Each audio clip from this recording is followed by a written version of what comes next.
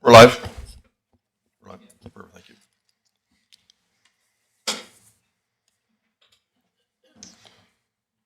All right. Good afternoon, everyone, and welcome to the regular scheduled meeting for January 22nd, 2024, Taber Town Council. I will call the meeting to order and ask for an adoption of the agenda, please. Councilor McLean? Thank you, Mr. Mayor. I move that we adopt the agenda as presented. All right. I think we had another actual. Are we not on the subject? We are. I'm going to go back to that, but just if we just start this here.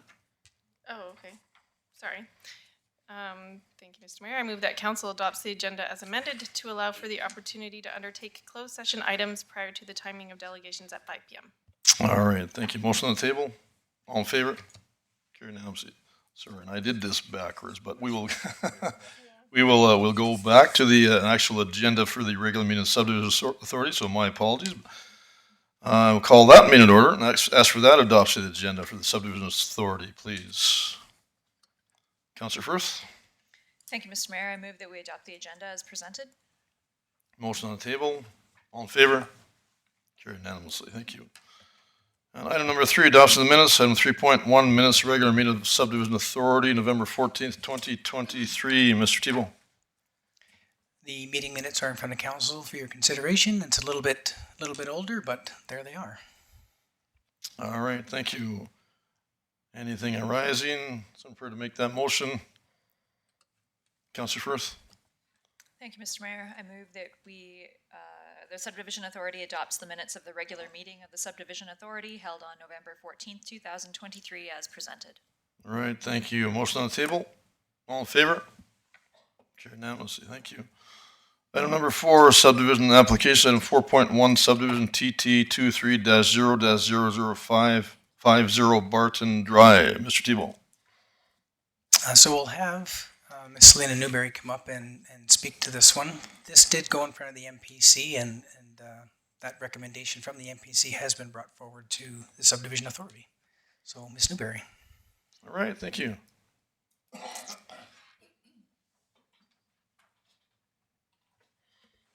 Good afternoon, Mr. Mayor and Council. Good afternoon. Before you, we have a subdivision application. The applicant is looking to subdivide off a commercial lot from an existing commercial lot. We have the recommendation from our MPC, which is that we do not approve the subdivision. They have provided 2 reasons. The first being that the current land use is a non-conforming use, and the second being that under our MDP, our Municipal Development Plan, it indicates that we should not approve subdivisions where they do not comply with our statutory plans, which would be our MDP and our Municipal Government Act. And in our Municipal Development Plan, this particular area falls in a section where it indicates that any substantial redevelopment would require a area restructure plan or a area structure plan. All right. Thank you. Any questions arising? Councilor Beckering. Yeah, thank you, Mr. Mayor. Thank you. Is this under consideration for the area structure plan as we budgeted for this year? Is this part of the project? Mr. Mayor, through to Mr. Beckering, yes, we do have some money set aside to do an area structure plan, and it would be for this area. All right, thank you. All right, any other questions arising? All right, I did sit on the MPC. Ironically, this is the last meeting related to when this came up. So I think it's pretty straightforward, all right. But the bottom line is it's with what they were asking to do, the MPC is recommending not to go further with that, correct? Okay, thank you. Councilor Brown? Thank you, Mr. Mayor. I'm prepared to make the motion Very well. that the subdivision authority does not approve subdivision TT 23-05-005 for Lot 4, Block 2, Plan 961, 1815 in the northeast quarter, Section 32, Township 9, Range 16, west of the 4th Meridian, civically described as 50 Barton Drive for the following reasons. Would you like the reasons listed? I think you've got, what's number of reasons there are several, right? 1 to 2 for the Just 1 to following 2. reasons listed unless you Yeah, require. I think we're all right with just 1 and 2, correct? We do prefer them to be read. Councilor Bruni, okay reading that out? Yep, I can read that, and just back step for the following reasons. 1, the Town of Taber Municipal Development Plan, Bylaw 7-2016, Section 3.7.2J indicates that an area structure plan of area redevelopment plan will be required for lands within the Walmart commercial area, with boundaries approximately as shown in map 3. Land use prior to any significant redevelopment in this area in which the property is located and no plan has been provided. Number 2, the Town of Taber Municipal Development Plan Bylaw 7-2016, Appendix B 1.5 and O indicates that an application for a subdivision must not be approved by the subdivision authority unless it conforms to the provisions of any statutory plan and any land use bylaw that affects the land proposed to be subdivided and that it complies with Part 17 of the Municipal Government Act, which this property does not, as an existing use is non-conforming. All right, thank you. Motion on the table. Any further discussion? All in favor? Carried unanimous. Thank you. I'll just ask for a motion to close that meeting. Councilor McLean, motion on the table. All in favor? Carried unanimous as well. All right. Now, back on track. To the regular scheduled meeting, back to item number 3, public hearings. There are none. Item 4, adoption of minutes. Item 4.1, minutes regular meeting of council, January 8th, 2024. Mr. Tebow. The regular minutes are in front of council for your consideration. Thank you. Any questions arising? Someone prepared to make that required motion? Councilor Renford. Thank you, Mr. Mayor. I'll make the motion that council adopts the minutes from the regular meeting of council held on January 8th, 2024 as presented. Thank you. Motion on the table. Any further discussion? All in favor? Carried unanimous. Thank you. Item 4.2, minutes of special meeting of council, January 11th, 2024. Mr. Tebow. Again, those very slim minutes are in front of you for your consideration. All right. Thank you. Any questions arising? Councilor Beckering. Thank you, Mr. Mayor. Prepare to make a motion. Very well. Council adopts the minutes of the special meeting of council held on January the 11th, 2024 as presented. All right. Thank you. Motion on the table. Any further discussion? All in favor? Carried unanimously. Thank you. Item 5, business arising, there are none. Item 6, bylaws, there are none. Item 7, action items. Item 7.1, recognition of service paid on-call firefighters policy. Mr. Tebow. So Mr. Steve Munshaw is going to come forward and speak to this policy. All right, thank you, Chief Munshaw. Good afternoon, Mayor, Good Council. afternoon. Great to see you. folks. So I have a couple policies. I'll start with the very first one, which is recognition of service for paid on-call firefighters. This one goes through 5, 10, 15, 20 year. And you'll notice that the 25 year within the policy does jump up. So there is a significant dollar increase there. But basically when we look at this policy is a formatting policy that we've just changed, cleaned it up for the new format to be in compliance with the administration or administrative portion. And I have it in front of you. And if you have any questions, we can go All through right, thank you, Chief. Any questions arising? None whatsoever. Pretty straightforward. All right, someone prepared to make the motion. Councilor Bruin. Thank you, Mr. Mayor. I'll make the motion that council approves the recognition of service paid on-call firefighters policy, pros fire 1, as presented. All right, thank you. Motion on the table. Any further discussion? All in favor? Carried unanimously. Thank you. It's quick. And item 7.2, Fire Department Uniform Policy. Chief Munshaw. Chief Munshaw it is. Back Mr. up. Tebow, yes. Ladies and gentlemen, so same thing here. This was just an absolute cleanup on this one, just bringing it forward as a new policy, keeping up with the formatting. No changes had to be made here as the formats and the uniforms have not had to change for years and the amounts that have to be given out. So it's basically in front of you for the 3-year review. Any questions? All right, thank you. Any questions arising? Mayor, I move that council approves the fire department uniform policy, pros fire 2, as presented. All right, thank you. Motion on the table. Any further discussion? All in favor? Carried unanimously. Thank you. On to item 7.3, 2023 write-offs. Mr. Tebow. Hopefully this one isn't as suspenseful as the last one. Mrs. Wise will come up and talk to this one. All right, thank you, Ms. Wise. Good afternoon. We're looking for a council motion to write off the property taxes for the Meadows properties, provincially owned properties, and then one accounts receivable account that we haven't been able to collect. All right, thank you. Any questions arising? Councilor Brown? Just a question on the accounts receivable account. That's been due for a while. It's just one we're not able to collect.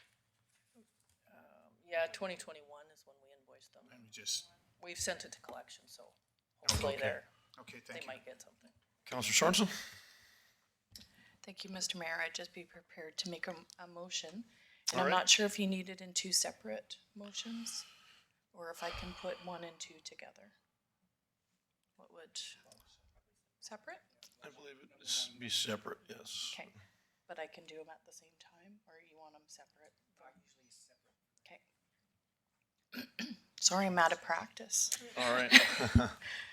Mr. Mayor, I make a motion that council approves the write-off tax balances for the Meadows properties in the amount of $74,242.82, and the provincial properties in the amount of $18,763.93, for a total of $93,006.75. All right, thank you. Councilor McLean, you also had a question?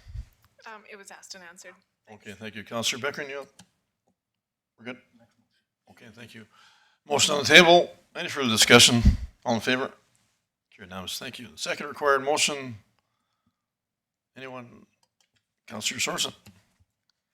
Thank you, Mr. Mayor. I'd like to make a motion that council approves the write-off of accounts receivable account 0023456 in the amount of $1,206.92. All right, thank you. Motion on the table. Councilor Beckering, you had a question also?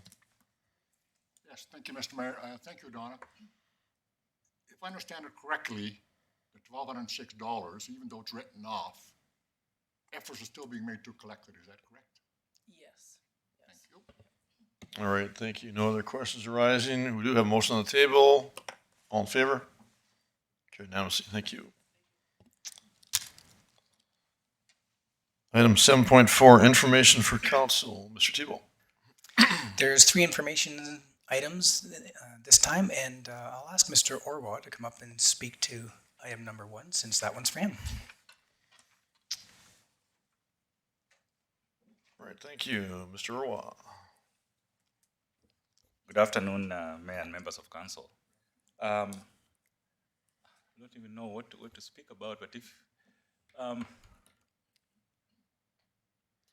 okay. So I think it's the appointment, so I was appointed actually as the senior administrative officer for a 2-year term that is ending 31st December of 2025. So this is investment advisory committee that's under the Alberta municipalities. So basically what this committee does, we're just responsible for using appropriate methodologies and processes just to ensure that all the internal investment funds are properly managed, and at the same time looking at making sure that the government regulations are also followed. So the investment areas would include so many of them. One of them that probably we all know is the Alberta Municipal Services Corporation. That's where we get our benefits through. That's a multi-million-dollar area. And then that is a wholly owned subsidiary of Alberta municipalities. Then we also have the Munix, which is the insurance. We're also part of the insurance as well. So this board is represented by each and every area. At the same time, we also have the latest one that they brought up was the Apex. This is one of the 8 regional innovative networks across the province that is connecting entrepreneurs and technology. So that's about it, and I'm happy to serve in that board. All right, thank you. Councilor Bruin. Thank you, Mr. Mayor. I'm really happy to see that you're appointed to that committee. John, you'll do a great job for us. I'm glad your name stood forward on that. Great, thank you. Councilor Beckering. Thank you, Mr. Mayor. Mr. Orwa, our congratulations in order or not? I think congratulations in order. Thank you. Congratulations, sir.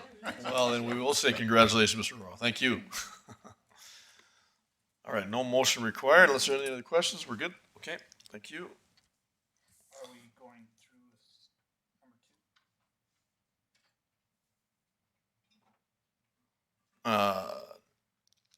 two? Okay, so what are we talking about with number 2? No, Yeah, this is a- item number 2, I can speak to that one. I'll All right. start speaking to that one. So this is a response to Councillor Oh, I see what Bruin's we did. standing item 365. I think that's what it was. Yep, 365. Same amount of days in the year. Right, yeah. So Councillor Bruin had brought this forward as far as a decision, what was thought to be a decision-making process that was thought maybe had to come back to council. So when we did our further investigation into this area, I can sort of walk through what's up on the screen. So this was not an official request. So an official request would have come through the planning department in the form of a development permit, and this wasn't that. So the developer went to SMRID. SMRD then came and talked to the town because SMRD has the right of way, but the town owns the land. And this was about parking on top of that right of way on town land. So because it came to us with through SMRID, a little bit of an odd request. We got some information from Public Works and from the Traffic Committee, and that was then presented back to SMRD and the developer. And basically they were just checking to see would this be something that would be supported prior to putting in an actual development application. And so we were just letting them know that it looked like it wouldn't be supported from all the different areas that were involved in having that discussion. So there's some traffic committee people here. Mr. Egan is also here, who's the chair of the traffic committee. But I guess all being said and done, we still have yet to get a development application from that group of people to land on the parking arrangements there. And there's definitely been some discussions with them on how they might be able to achieve that outside of using this as an option. And so we really are just waiting for that. So there's been no official decision made, Councillor Bruin, just that there was a request and we went through that particular request sort of unofficially. So if there's any further questions. Thank you. Councillor Brown? Thank you, Mr. Mayor, and thank you, Mr. Thibault, for explaining that. What bothered me with this is that this is quite an important decision involving the taxpayer and potential new businesses going in the area. Because of lack of parking, it may not be possible. St. Mary's was considering allowing them to park over their easement. It was up to the town whether or not we'd allow it. My personal experience over there looking at the area, I thought it would be very acceptable to allow parking along the boulevard. It wouldn't be like really any other street in town. And I hope it comes forward with a request because I would support it. But something like this, I thought, for it just to go to the traffic committee and not come to council, if there wasn't an official request, I can see why it didn't. But a decision like this, I think council should have input on. Thank you. Yep, you bet. Yeah, it was really around, there wasn't an official planning or development request. And so this was how we handled that. All right, thank you. Any other questions, comments related to this? I guess the only thing I can add is I guess in some ways I was maybe just not quite, I think I see where you're coming from now more so, Councillor Bruin, as opposed to the initial request. Don't say disagree completely, but I think also it should be said that our traffic committee is set up for that purpose also, right? And we do get the minutes accordingly. So, I mean, I'm not sure unless maybe I missed that too, exactly, that piece. But you know what I'm saying, in all fairness, that that's what the traffic committee is set up for. And it does come by way of minutes to advise accordingly. Councillor Bruin? I guess my response to that is we just had one in the subdevelopment authority. They recommended not going through with it. It came to council and we agreed with it. So something like this, I think, should have followed the same path. It's a committee that's representing council, and if it's, we should have the option, because we do answer to the people as a council on decisions such as this. Yeah, that's a good point. You know, it's, I guess Mr. Tebow may can add a little bit to that, but so is it fair to say we're not always consistent, to be completely fair? I think to be completely fair, we're consistent when we get into a proper development request, then Yeah. we follow the process. And when there's not that happening, then we take this method. So we're consistently Yeah. doing the same thing depending on how it comes to us, I guess I would say. Yeah. Yeah, and I think, you know, also I know Selena and team also are doing a great job, and that's part of it also. So, and Mr. Egan, and you know, it's so I don't know, maybe it's just communicative. Really, is that what it boils down to, Councillor Sorensen?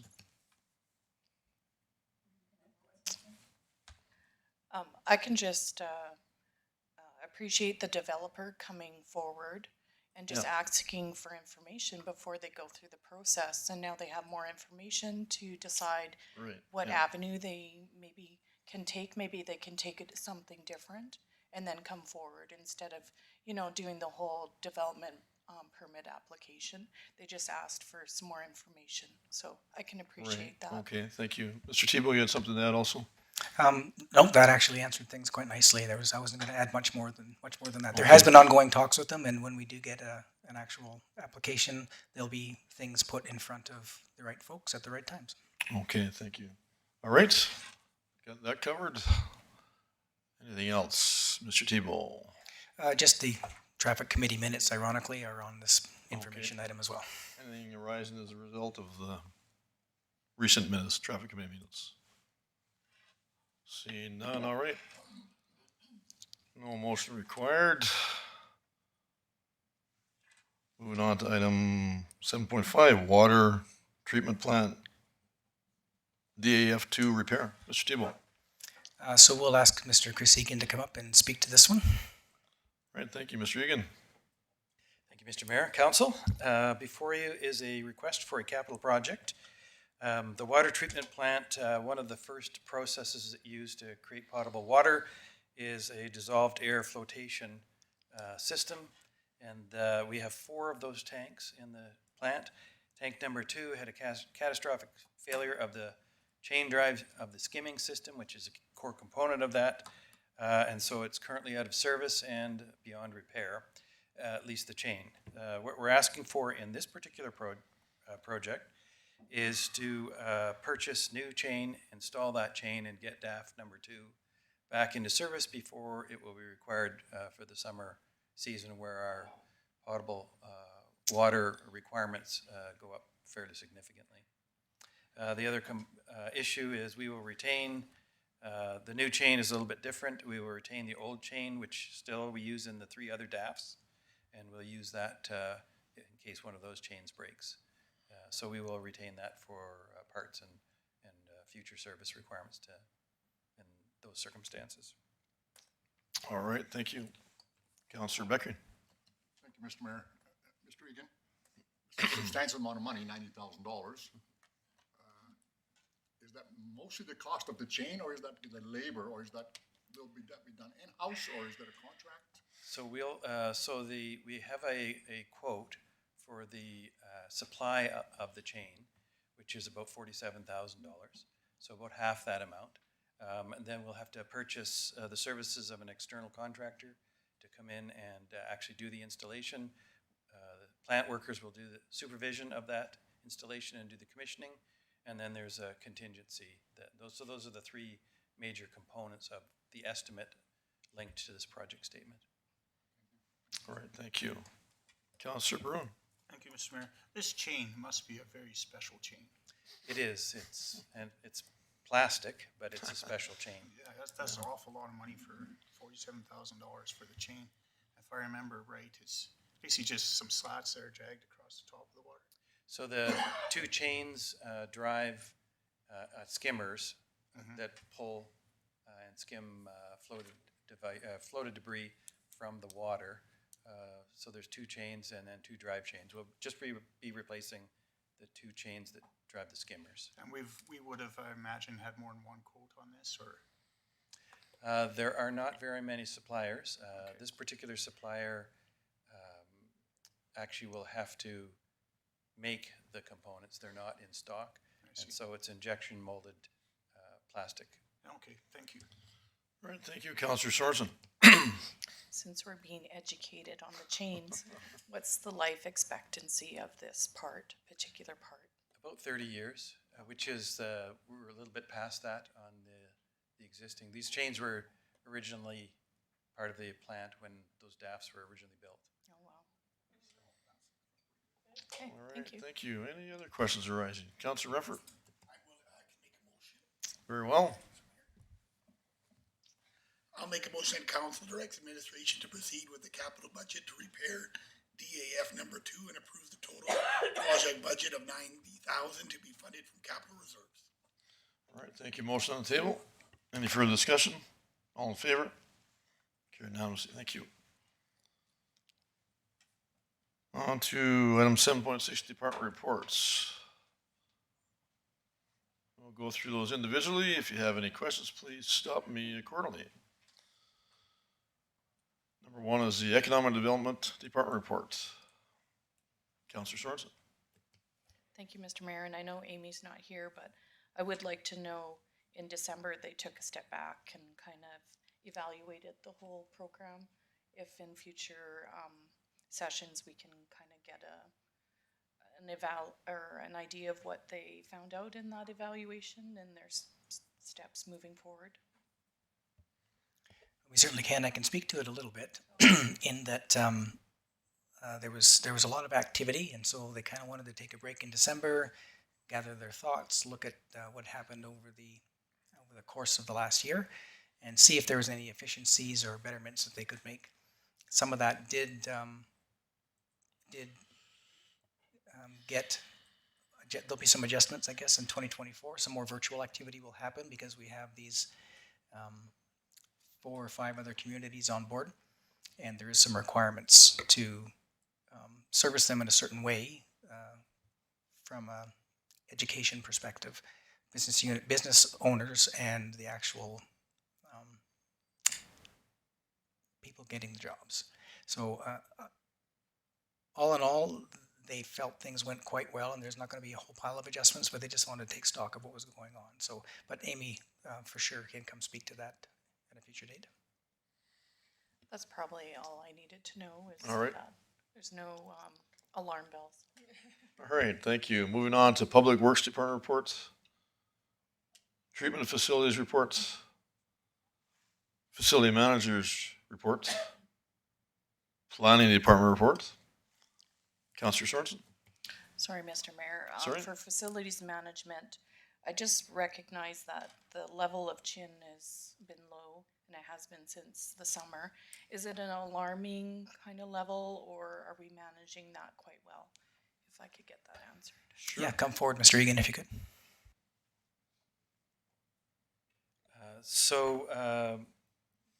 Yes, the levels are alarming.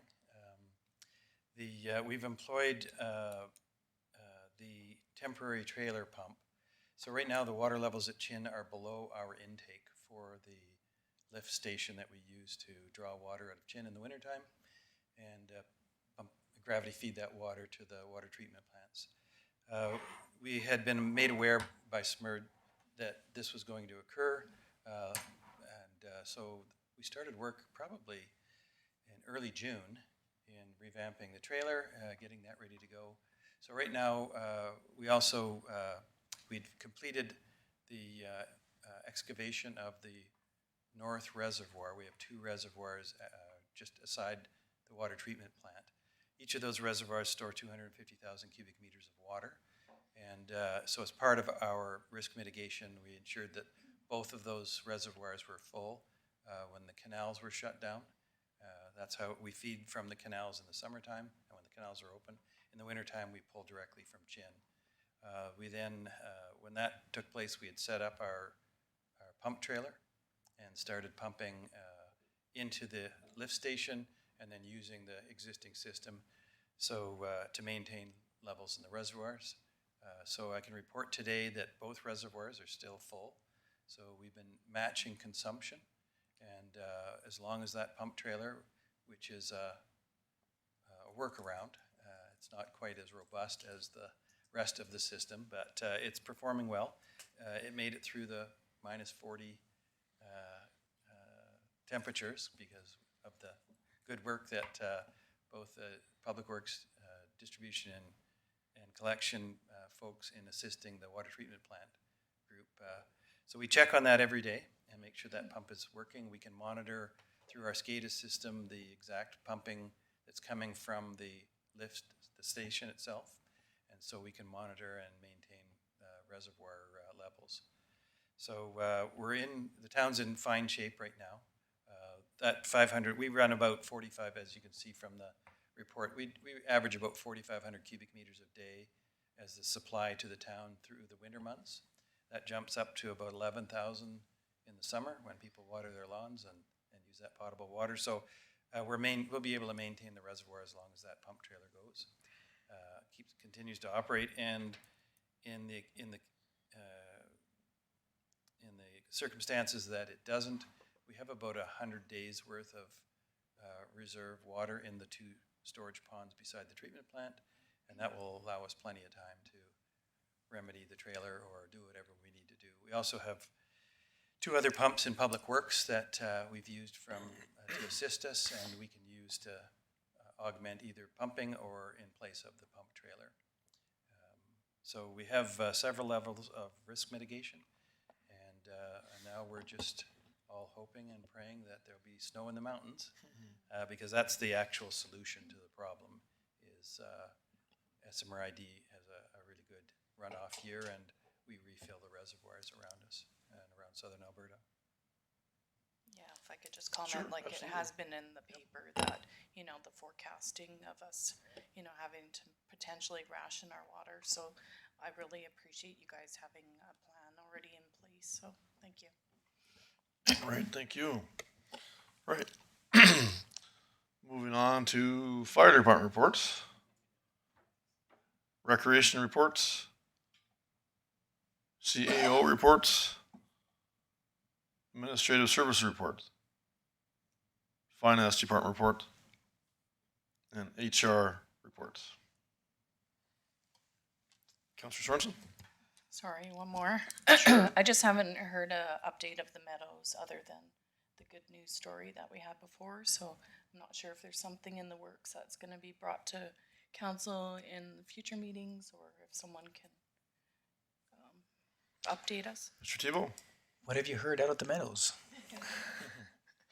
Other than the land swap that we had done and the 38 lots, there's nothing else at this point from out at the Meadows to bring forward. The developer's hoping to do 10 builds a year, which would equal, I don't know how many rental units, but that was the idea of those. And we're back into the business of just selling lots and not selling or finding manufactured homes to place out there. So it's nice to be back in that spot. Thank you. All right, thank you. No motion required. Moving on to mayor and council reports. Councillor Sorensen? Well, unfortunately, I was sick here for a bit, so I was not able to attend some of my meetings, but moving forward, I look forward to joining them again. All right, thank you. Councillor Renford? Thank you, Mr. Mayor. I was in the Tabor Titans tournament this weekend, which went really good. I think they're doing a great job for the community with the amount they're fundraising, and the amount they're spending. It's unreal. I was supposed to have an exhibition,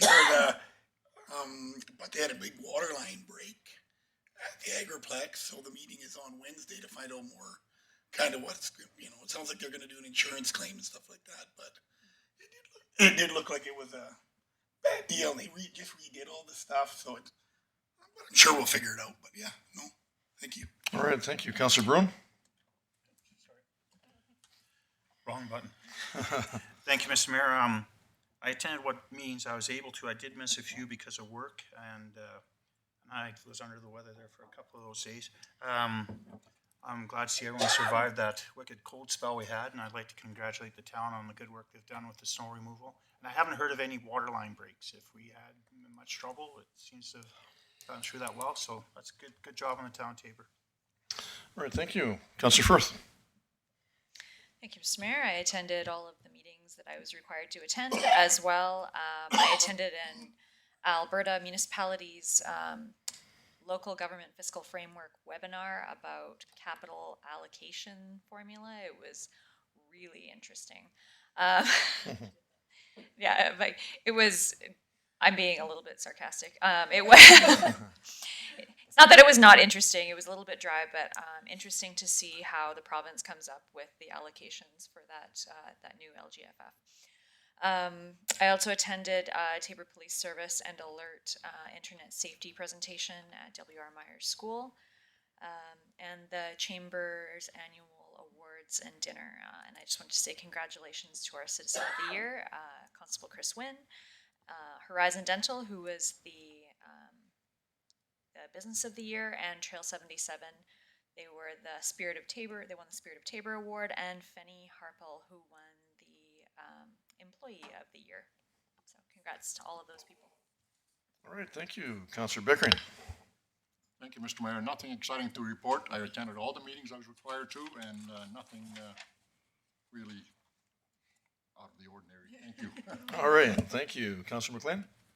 Thank you, Mr. Mayor. Me as well. I was able to attend all of my meetings, but not too much is happening that needs to be reported right now. Thank you. All right, thank you. For myself, variety of meetings as always, document sign requirements also as always. I had the pleasure to attend the Bud Van Cleve recognition event at the Royal Hotel. And Councillor Renford was there, so I'll confirm, Councillor Renford was there. Councillor Brown, that's right, right. Three of us, really. Councillor Brown was also there. So we did have a lot of fun there, but you know what? It was actually a really, really great event to see Mr. Bud Van Cleve is 90 plus and still doing relatively well, getting around well, and very humble guy, all things considered, and all for his rodeo world-class accolades that he's done over the years. So I mean, back in the 50s, I think that was a key at that point. But the Medicine Hat group that did this for him actually did a videotape for him. And if you haven't seen it, it's about a 20-minute tape, but it's very well done, and obviously featuring Mr. Bud Van Cleve. He did a great job on that as well, and you should give that a look and a listen if you get a chance, sir. It's very, very well done and well worthwhile. And I think that's probably the biggest event I've ever been to at the Royal. So for a weekday, that was impressive. Yeah. So thank you for that as well. Also attended the Kiwanis Dinner Invite event. I was at the Star Theater on 54th, along with MLA Grant Hunter, Dr. Ryan Torrey, and Joel Mills for the grant announcement of $535,000. That's going to go a long ways, and I believe speed up the process, Mr. Tibu, correct? To get the doors open, maybe even sooner than they were thinking.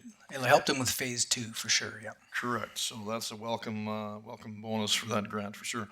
I also attended the Chamber Awards dinner invite along with Councillor Firth, and that was a very well attended event.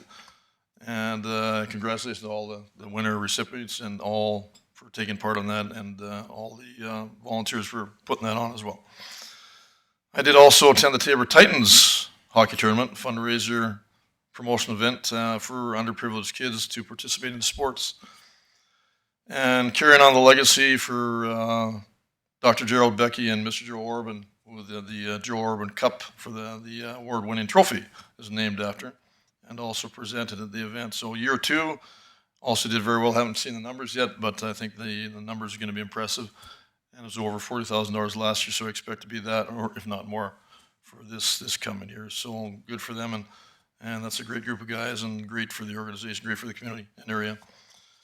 And also just upcoming, this is a little unusual to report on this, but because there's no meeting in between, we are having the State of Region address coming up for February the 10th, as council is aware, and all are more than willing to, or more than welcome rather, to attend. And that's February the 10th at the Civic Center, 1 to 4 p.m. And much information to pass on myself, along with Reeve Tamerminaga and MLA Grant Hunter. And we're still trying to confirm MP Martin Shields, I believe, as far as what he may be able to do. So he's hoping to be part of that, and we want to be part of that. We just haven't got that confirmation just yet. So looking forward to that and hope that works out all the way around. So that would be my report, unless there's any other questions. No motion required, so moving on to item 7.8, standing item council requests. Mr. Tebow. Okay, so 5 items on there, 2 of them completed. Item 346 and item 364. We did just talk about item 365, so that will show up as completed next time. In progress is the Schedule D on the traffic bylaw. At this point, still working on that.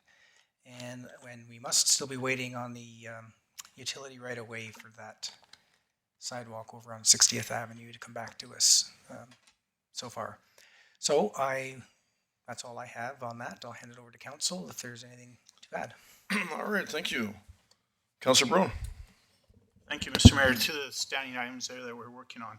On my item there with the traffic committee, I did also request that traffic committee is required to make the recommendations for or against their decisions to council for its council's final say in the decision. We're still working on that. So that request would actually be against the traffic bylaw, given what's in the traffic bylaw that was in the information item. So we would have to revisit the traffic bylaw if in fact that was something that we wanted to happen. And so I'll leave that, back with council. I think section 13 was mentioned as it sort of falls to the CAO to make an awful lot of those decisions. So the traffic bylaw would need to be revisited to actually accommodate that. I think to keep it in par with other committees, I think they should, we should have the final say on the big decisions like that. As it's happened before, it is council that gets all the bad feedback or good feedback, I guess sometimes, mostly bad if we put up stop signs or whatnot without us knowing about it. So I think council should have a little more involvement with the traffic committee and their recommendations, because all they are is recommendations, I think, at this point. They should be. All right, thank you. Councilor Sorensen. Thank you, Mr. Mayor, and I apologize for missing last meeting. I know there was discussion of the new park and the tank, the replica, and I was just wondering if I could request that there be information on what's left in the budget. I'm not sure if that was included in your discussion. I did watch the video, but Oh, the if that budget, could sorry, be the budget brought- related to the park piece? Yeah, that Yep, park okay. piece. If I think Mr. Tebow may have that rough figure, or maybe Mr. Roy, one of the two. I don't need it today, but Oh, when it's okay. brought back, if you could bring back the financials for that. Yeah, we can get Mr. Orwa to bring that back. I would be guessing right now, but I believe it's around $220,000 or $230,000. But keep in mind that the grant monies, so that was the ball boat monies that was moved over to there, that did actually expire on December the 31st of 2023. So we are looking into an extension. But if we were to be successful, it is around $230,000. But we'll be sure to bring that back. That's to council. left. That's what would be Yeah. left after spending what we spent on the rest of the park that is complete. Yeah. So it would be, I think, valuable to know how much is left and what we can do with that. then. Yeah, absolutely. Fair question. Perfect, thank And you. if I can just add one more, or Sure, if there's yeah. someone No, you go else first. I do sit on 2 committees, and then I'd like to talk about a third. The recreational, the arts and heritage, and then the trout pond. The art and heritage, since the ACE position has been removed from funding, I find that perhaps we lack initiative, or sometimes we lack discussion. And so we've tabled it to actually not having monthly meetings. We're having them quarterly, perhaps. I'm not sure if it's been changed or not. And then I'm not sure why the trout pond was ever taken from recreation, or it's not included in there. But I find that committee could maybe address the trout pond also. We're having a lot of volunteers on these committees, and I don't want to say that we're wasting people's time, but to have a meeting just to have a meeting, I'd like to have focus and, some sessions for the community or the members to have action or be able to, so I was wondering if there's a discussion that we could merge 1, 2, all 3 of the committees, and I'm not sure how we can discuss this. I think that's a Mr. Tebow question at the moment. Anyways, any suggestions you're in there? So there would have to be something, I believe, I'm sort of Johnny on the spot here, but there would have to be some discussions that would come from the committees to council and probably make that request because there are bylaws and things like that associated or attached to them. So I do know there was a discussion with the Arts and Heritage about going to quarterly. That was, I think, one step that group had agreed to. So the next meeting, I think, is in March, and then there was laid out for the ones after that. I don't remember if that's actually come. Mr. Martin, did that already come to council, that request, or was that going to come next time? Yeah, so it's been discussed at the Arts and Heritage, but hasn't actually come in front of council yet. Recreation would need to do the same thing, and the Trout Pond is just a sort of an ad hoc committee, so that would be a little different than the rest. Yeah, all right, thank you for that. Okay. Let's get that covered for now, or you have something else, Joanne? Or Councilor Swords? Well, just information as to why the Trout Pond is a separate ad hoc committee then and not part of the Recreation Board. That's a good question. Councilor Firth, any thoughts you're in? I'm thinking still. That was before my time on council, but if I had to guess, it's probably because when it was being redeveloped, that it was a large project, and so perhaps there was some thought as like about making it its own committee rather than having that eat up a bunch of the rec board. I'm not, and I again, I'm guessing, so that was before my time, but if anybody else has anything to add. Thank you. Just, sorry, I was just going back from memory, but that's right. That was actually our first term on council, Councilor Bruin, if you recall. So what? Yeah, we had a large donation to deal with there, and No, that's true, but it was even before that piece. We as a council decided to start a committee. we did. So it's basically carried on since. Yes, Through correct, correct, Councilor Bruin? correct. We started the committee. Previous council sat on it, and I think Councilor Firth and myself joined it this term, I believe. Right, yeah, okay. So, but there's quite a lot of history for sure to that, way back to, I think 2015, that's when it would have started roughly. I think with Councilor Sorensen's suggestion, perhaps it's a discussion the Recreation Board and the Trout Pond Committee could have if they want to merge, or if we think, if each committee still thinks they have a purpose being apart. Yeah, all right, no, thank you for that. You know what, I'm just thinking also, Mr. Tebow, would that be something that we could talk about in the strategy piece with some of the other development and or directions that we're looking to do? We could talk about it in the strategy piece. I don't believe we crafted any motions to come out of that, just Right. but from a discussion But I'm just saying, perspective. like, it's, I believe this has some merit, and it's just, Yep. just never We thought of it certainly that way could. before, to be honest. But historically, that's how it started anyway, so it's been part of the last three councils, for sure, so. All right, thank you. Councilor Bruin, you had another question? Okay. Thank you, Mr. Mayor, and I'm sorry, Darren, I have to go back to you on my traffic committee deal. So is a motion required then to bring the traffic committee bylaw forward to look at that issue, or what do we have to do to follow through with that? Yes, a motion would have to be made to ask administration to revisit the traffic bylaw. Committee, or traffic bylaw committee bylaws. Yeah, the Yeah, traffic committee, committee's traffic committee bylaws. bylaw, yeah. Yes, I will make that motion when you're ready. Okay, I just want to make sure, just because I didn't want to cut Councilor Sorensen off, has that got those questions covered for now then, or did you have something Well, else? kind of, I just want Okay. to say, like, Yeah. historically, I understand why there was different Right. committees or different reasons Yeah. for it. But I just am bringing it up because I do attend both or two committees. And I just see that there might be a reason why we would, Well, combine them. So, good point. And I just saying that the most recent meeting we had with Mr. Egan, Mr. Tebow, and Councilor Firth, myself, Marty was also there. Talked about the survey, so we dealt with the survey piece. So we did include the public in that portion with whatever came out that way. So, but I know what you're saying, and again, I see some merit there. Just not sure how we can meld that all together, but I guess that we can talk about that. Okay, thank you, Councilor Becker. Yeah, finally, thank you, Mr. Mayor. And I pushed the button a long time ago. I'm not very pleased. I think we should address a motion that's on the table, Mr. Mayor, even though it's somewhat backwards. Yeah, okay. And then I got a comment to make on the next issue. All right, so, can we just have that motion read back?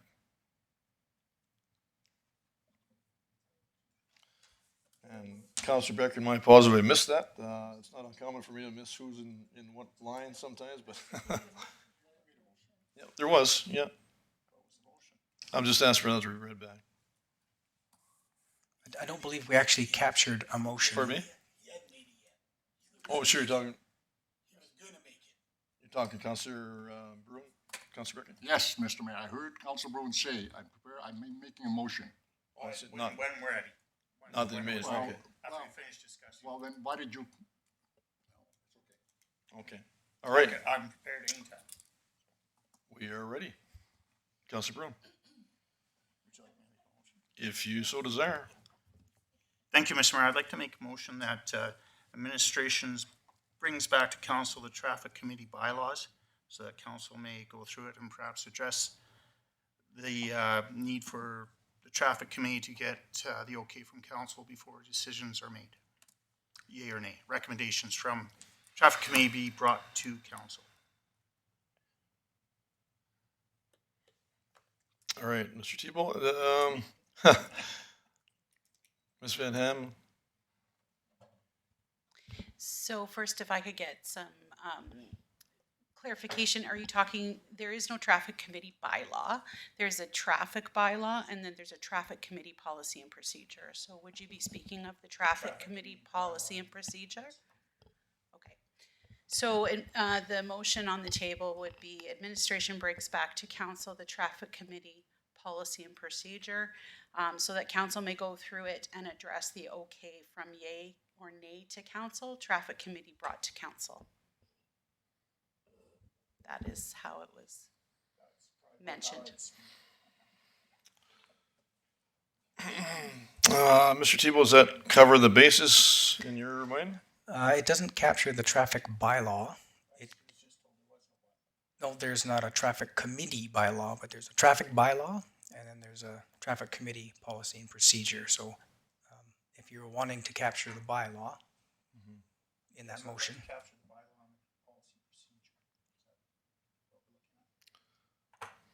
Those are the things that do affect the traffic committee. Procedures typically stay with the CAO usually, and policies come to council for their approval, and bylaws come to council.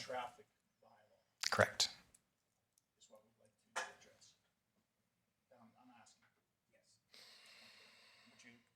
You can add, well, it's, yeah, you can do, well, actually, you don't have to rescind it. You can withdraw it and start again if you like. Okay, I'd like to withdraw that motion, please. All right, very well. Got to vote on? No? Okay, thank you, Mr. Mayor. I'll try to get this right this time. I'd like administration to bring to council the traffic bylaws and policy. No, I believe that's your forte. Traffic committee policy to council so that we may review it.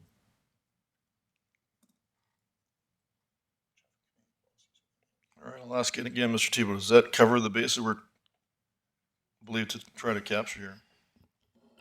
Mr. Mayor and council, I'll read back the motion made by Councillor Bruin that's on the table. Administration to bring to council the traffic bylaw and traffic committee policy to council so that we may review it. All right, motion on the table. Any further discussion? All in favor? Oh, that's okay. Yeah. You can have a question, sure, you bet. Councilor Thank you, Renfro. Mr. Mayor. So the traffic committee, let's say they get something into, I guess they're you, Mr. Tebow, sorry. Like just, the traffic committee turns something down, obviously somebody could appeal it. Would that appeal go back to the committee or would it come to us? You know, like if somebody had a problem, like, you know, if the traffic committee turned down something, I guess that council said was detrimental, maybe that person could appeal it, right? I mean, I just worry if we open up every committee's bylaw, you know, we're starting that, right? So I do, obviously if we go over the bylaw, I'm gonna learn more about it, but I'm just worried about opening up too many doors. Thank you. All right, thank you. Councilor Bruin? My thoughts on that are it's the only committee that doesn't seem to make recommendations to council. They say yes or no, and that's the end of it. All right, thank you. We do have a motion on the table. Any further discussion? All in favor? Opposed? Carried. Thank you. All right. Moving on, any other standing item council requests? Any new ones?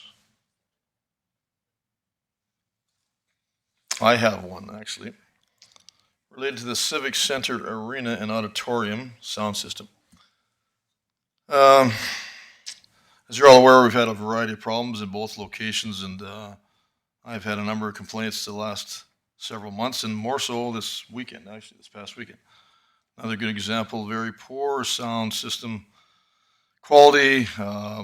They've tried a variety of things. I've spoken to both Mr. Egan about this and or Mr. Thibault, and I believe everybody's on the same page. I understand there are definitely areas lacking that could certainly be improved. So certainly open to some discussion on that.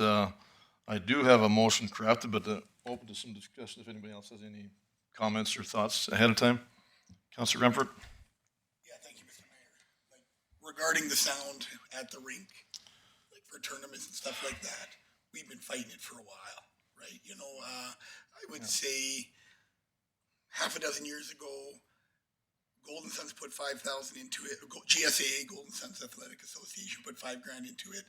Tabor Minor Hockey put $5,000 into it, and you know it worked for a little bit, but I think it's a little bit outdated. And I mean, we got a great rink. Junior B might be coming, right? You know, it's used lots.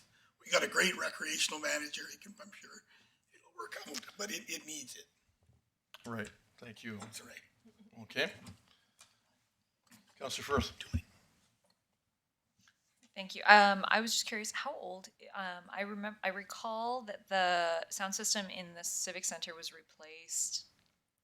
Not that, like in the last 5 years. Is that right? I would say that's when we put $10,000 into. Yeah, I don't know that was replaced. Maybe Mr. Are you talking about the arena, Councilor Both. Renford, or the Civic Center? You're talking about the arena, okay. And we're talking about both, We're but talking yeah. about both, yeah. Yeah. Right. So, I was just curious as to how old they were. So Mr. Thibault, any idea how the age of those two locations? I don't. They predate me, but that's not saying much. It's only been here for 2.5 years, so we'd have to check into that. But there has been upgrades since I've been here, like trying to better the system. But the auditorium is a sort of a one piece of equipment system, and the rink I'm not really that familiar with. But there's a big like Right. big system in there, and I don't know how All old right, that is. thank you. Councilor Sorensen? Thank you, Mr. Mayor, and I'm just wondering if it's the actual facility itself, you know, like it doesn't matter what system you put in there, so it just wasn't built for perhaps the sound and the acoustics and stuff. I know the Civic Center, you know, we hold concerts and so forth, but unfortunately the sound isn't the best, right? We have to admit that. Well, that's true, but it seems like anybody bringing their own system in there is a huge improvement. And we've had that quite a lot. So the most recent, the event on the weekend, their own system. I was at a Diwali event, their own system. You know, and fabulous difference. So I guess I've said this before, we're kind of operating a Cadillac service over there with what we're supplying with a Volkswagen sound system. Correct. That's the bottom line. I don't think anybody can argue that there's been troubles for many, many years, and I know there's been some tweaking going on here and there, and some enhancements and some attempts, but it's still problematic. Bottom line. So that's kind of where I'm coming from. Like I said, I kid you not, I've probably got 50 complaints in the last 2 years. I'm going to say somewhere in that range, and it's not for lack of trying in some areas, but I don't know. What would you even say, Mr. Thibault, we've spent on that the last 2 years? Again, I really wouldn't know. I'd have to defer to Okay. what Mr. Remford said.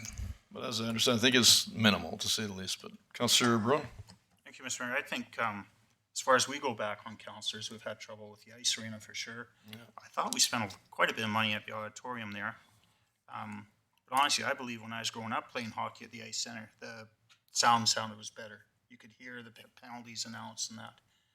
Back in the days of the Golden Suns and Palace Pats, we had no trouble with sound, but it seems in the last 15 or so years, we've lost the touch with the acoustics there. Something's changed definitely with the sound quality. And I agree with you with the auditorium. A private company comes in with their sound system and it sounds fantastic. But as soon as we use ours, it's mumbled and you just don't hear it. Correct. All right, thank you. So once again, I do have a crafted motion that I will start with here, and if anybody wants to add to that or suggest something, I'm open to suggestions. So I will start with council directs administration to research options to replace the current sound system in the Civic Center arena and main auditorium, and report back to council with feasibility and cost options in a timely manner. Councilor Bruin. I think instead of just a thought, instead of replace, to look at updating and then not necessarily having to replace the whole system, but some to that extent, because your motion saying replace. Well, anything you add is replacing, but I mean, it's. If it's something simple as add speakers or something like what, figure out what's wrong with it. I think the motion kind of stands by itself as far as open-ended, as far as administration to look into, Mr. Tebow? Does that cover bases for yourself? Yeah, it doesn't have to be replacement. We can certainly suggest replacement, but if we wanted to enhance / replace, but we'll be coming with options. So if we just say replace or enhance, is that or enhance? All right, I'll accept that friendly amendment to or enhance after replace. If that's covered, all right, Ms. Van Ham. Councilor Sorensen? Just to give an elbow to a sore spot, but it would sure be nice to know if we got that grant for fixing the auditorium before investing money in an old building that potentially we have a grant for. But nothing we can do about that. Not at this stage, no. No, I have no answer on that. There has been some other grants, our monies from that grant program have been approved in January, early January, but nothing back for us yet. All right, so we do have a friendly accepted amendment motion on the table. Any further discussion? All in favor? Carried unanimously, thank you. Any other standing item council requests? All right, with that, I would ask for a motion to move into our meal break, and 5 o'clock is your delegation, correct? So until 5 o'clock for our meal break, please. Councilor McLean, motion on the table. All in favor? Carried unanimously, thank you. Meeting, please. And on to item 8, delegations. Item 8.1, STARS delegation, Mr. Tebow. Okay, in front of us, I've had to ask a few times, so I have some names. Jackie Seeley and Glenda Farndon are going to present from STAR. All right, STARS. thank you. Welcome.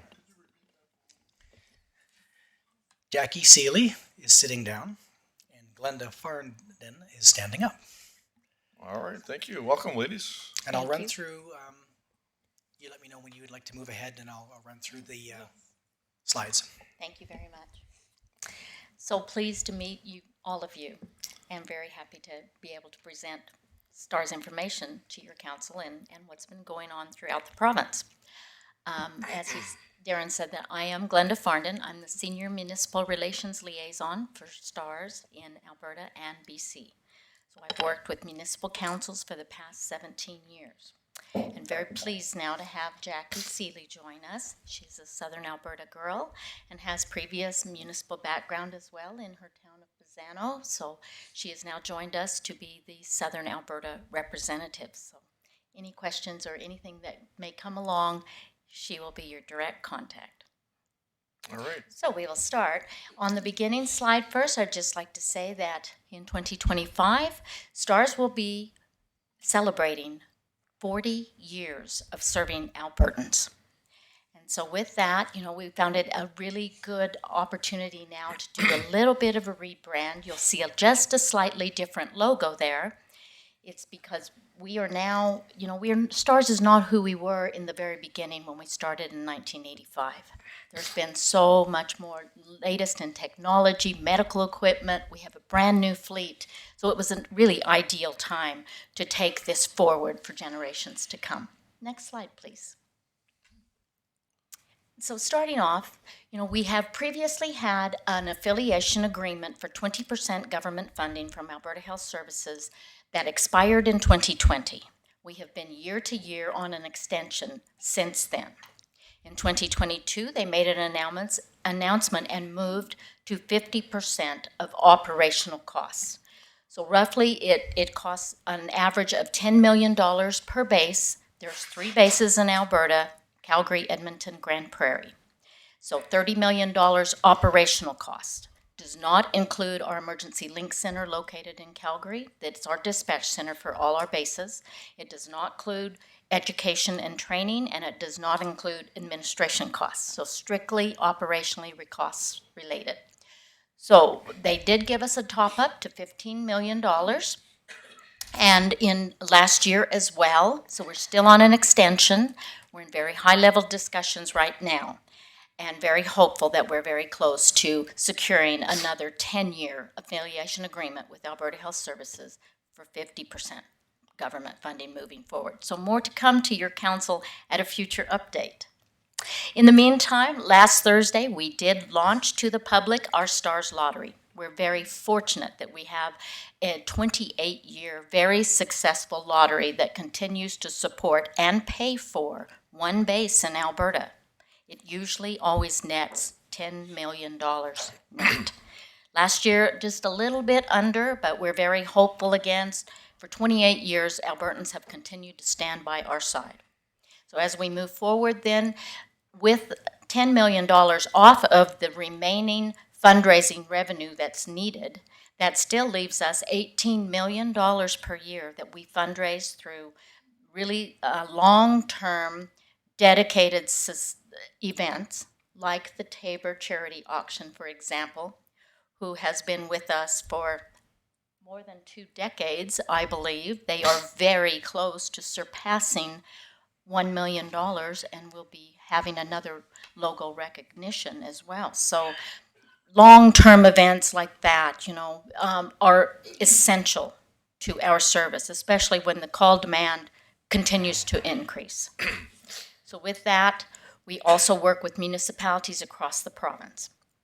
And there is roughly, as you'll see on the map here, we have everything that you see green is a municipal supporter of STARS annually in some way. So municipally, they are contributing on a per capita basis. The ones in the yellow boxes represent all across the province and into northeastern BC that are giving a minimum $2 per capita contribution.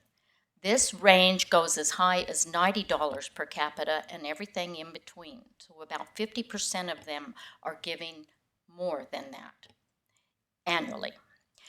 This is generating collectively just over $2 million per year to help offset that $18 million per year that it needs to be fundraised. It is a sustainable piece for STARS, and as well directly impacts, the relationships that we have with the municipalities, with the residents that we serve, working with the chain of survival, like your fire department, for example. Like, we can't do what we do best without them. So we have a really direct connection there as well. So currently, as I said, we're over 90% municipal participation. The red boxes indicate the municipal leaders that have gone above and beyond, that have actually put significant fixed rate dollar value into their annual budgets each year, recognizing STARS as part of their emergency protective services. So we are a line item in their budget each year, and they've all have reached levels that they are all represented on the helicopter as well with their logo. So that gives you a good idea of what's happening throughout the province on a united front to ensure that we all have access to a robust health and safety network. Next slide, please. There's a 5-year overview for the town of Tabor, as well as within the MD of Tabor, for missions that have been flown by STARS. This does not include any aborted missions or canceled missions or anything like that. You know, there are a lot of mitigating factors in why they may be aborted, whether it was for weather or mechanical, or the patient may have been deceased, or other complications, sometimes not medically required. After, you know, they put the call forward, then they find out through ground ambulance that not medically required. So a lot of different factors there. Tabor Hospital is a busy hospital, as well as you have a few scene calls in the area. So overall, within the MD of Tabor, where your residents will travel every day, that you average about 11 to 12 missions overall. So approximately one every month. Next slide, please. This is a new project, pilot project for postal codes. This was utilizing patient postal code at the time they were flown by STARS. No other patient information other than their postal code. If we look on the left-hand side first, now this will show you the different resident communities, which would include rural residents as well if they, let's say, possess a Tabor postal code. So within the MD of Tabor boundaries, we were able to access data back to 2010. So 146 total residents have been flown by STARS. Those are where the blue dots indicate the resident communities that are listed there. For Tabor itself, 111 residents. But more interestingly enough is on the right-hand side. The red dots and the locations listed across the bottom are the pickup locations where these 146 residents needed STARS. 89 of them were picked up within the town of Tabor. 57 of these residents were picked up in 14 other municipality locations. So you can see that, and in 2 different provinces. So your residents have been served by 2 different STARS bases in Alberta and Regina base in Saskatchewan as well. This is a testament to the fact that your residents have access to STARS all across Western Canada in the prairie provinces. We have bases in Winnipeg, Saskatoon, Regina, Edmonton, Calgary, Grand Prairie. Next slide, please. Jackie, would you please tell us about the Emergency Link Center? Absolutely. So the Emergency Link Center and our STARS Transport physicians provide critical care physically and virtually. So the Emergency Link Center is located at our Calgary base. So that's our dispatch center. So they work closely with 911 dispatch and have access to every available resource across the province. This is essential when we're responding to high consequence situation. We also have the STARS Vigilant team that works out of the Emergency Link Center, and they monitor over 4,000 industry sites every year. So they work with every aspect of industry for integrated safety and emergency response plans.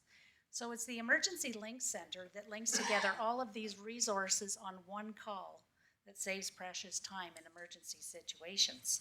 The STARS Transport physician also works out of the Emergency Link Center, and they provide medical and procedural guidance on every critical call, regardless of the mode of transport.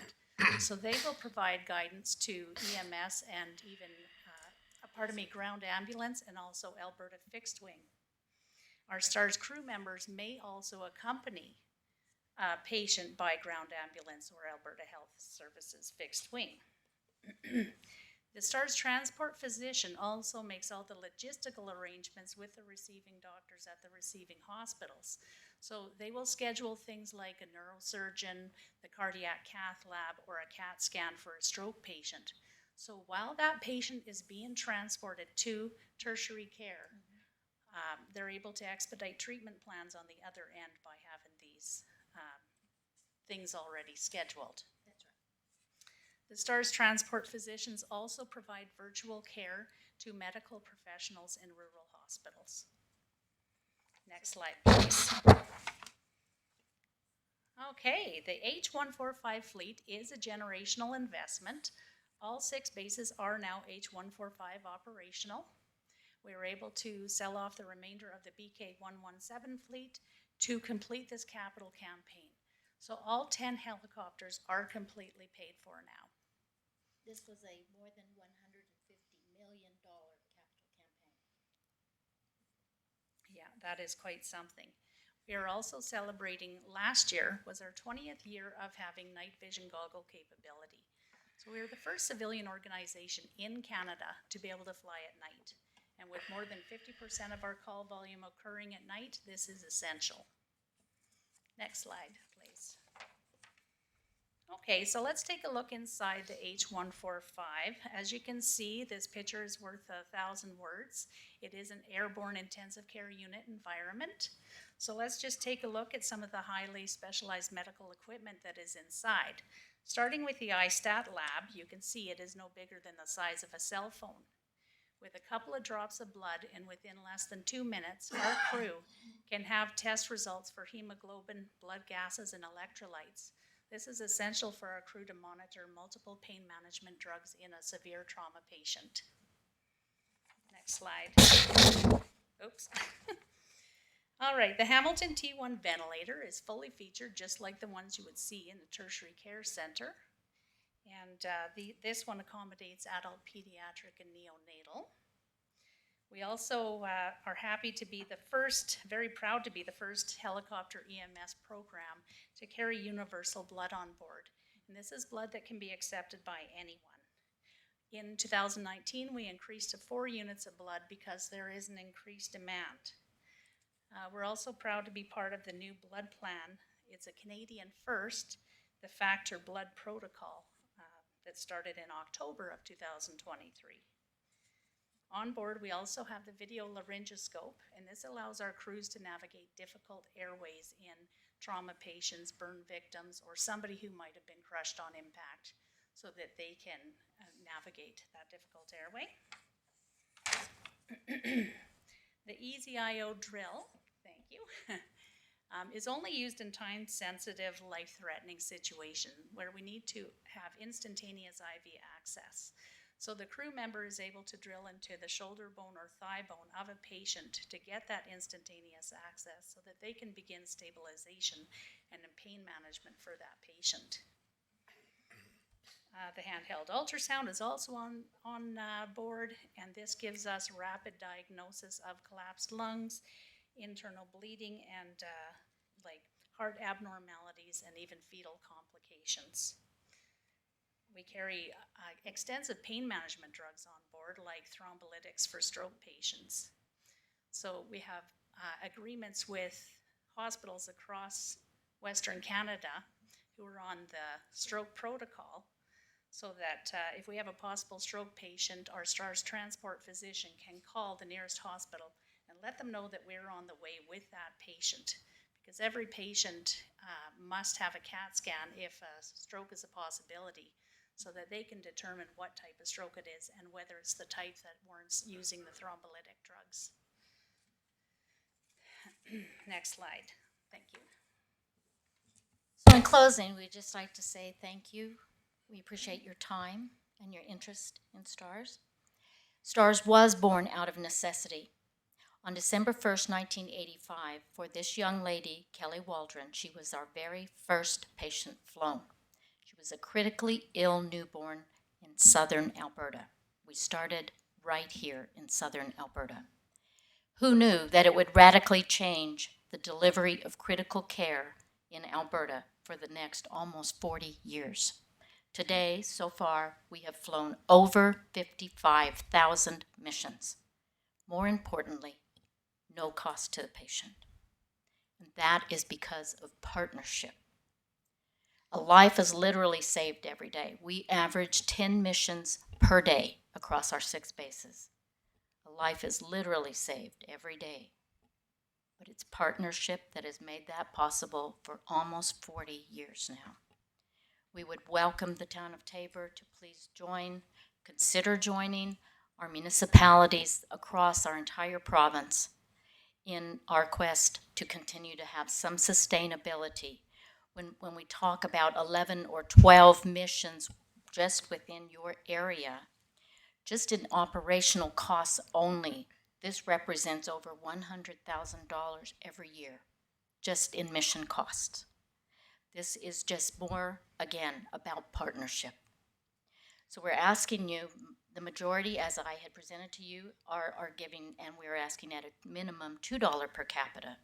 But we also want to be respectful that we have a very, very long-term, viable, important partnership with the Tabor Charity Auction, and that they have continued to support us every year at a significant amount.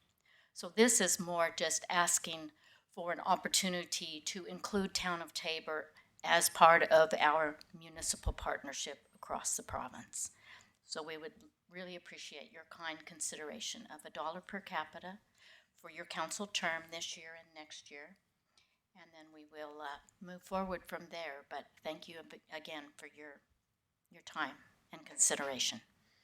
All right, well, thank you so much, ladies, for your presentation. Very good presentation. Any questions arising? Councillor Bickering. Yeah, thank you, Mr. Mayor. Yeah, thank you for the presentation. It's always something to learn, and I'm surprised at many missions you fly out of Tabor.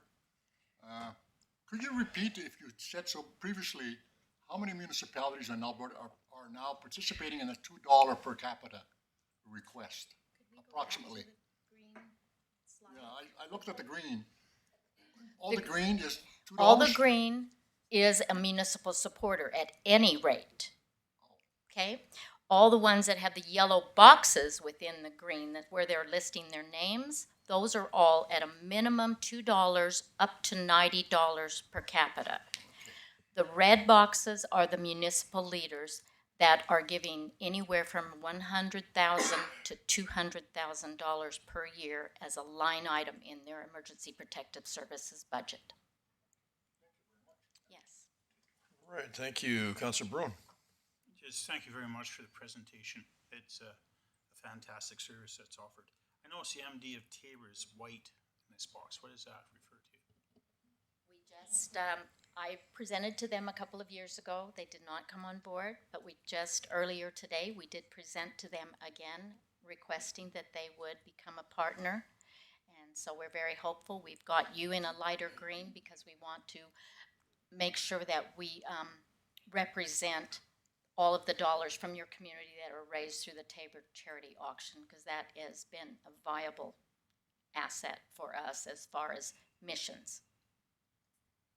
Follow up. All right, absolutely. Thank you very much. I know, we being in the MD of Tabor with the Stars auction and all that, there is some huge support coming that way.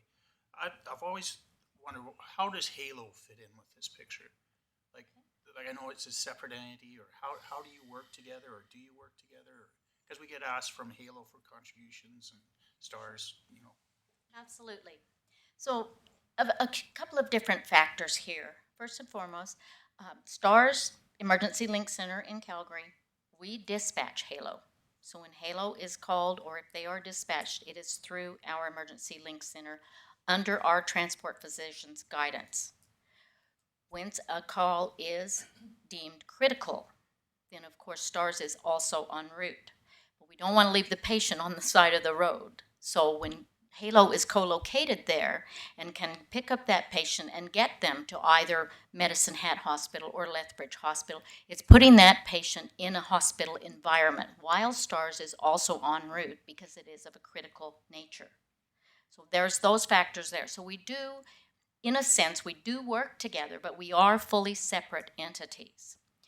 Stars has been named by the ministry for Alberta that we are the dedicated critical care provider.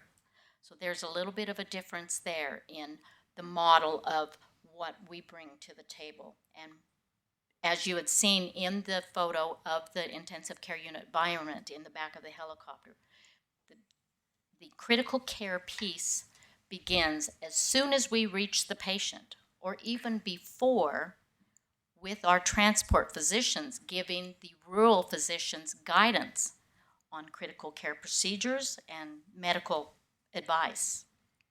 So there's some different components there. But does that help to answer your question? All right, thank you. Just for myself, I have two questions actually.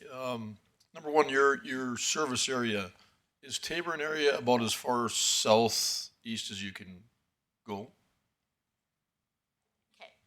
So we do missions too, in the Medicine Hat area. We do come here, you know, regularly, at least it's showing once per month. There's a lot of factors there that's included as well. You know, a lot of patients that may be picked up by ground ambulance will be delivered to the local hospital, whether it is Tabor Hospital or Lethbridge or Medicine Hat, you know, throughout the southern areas.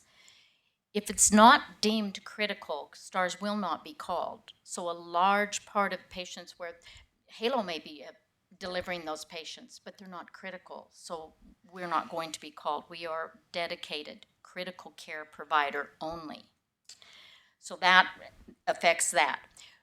When our pilots are asked, how far can you fly? Their answer is, where do you need us to go? We just recently, in the last few months, we flew our record mission in 38 years. So it was for a patient that was in a very remote, extreme remote up north location.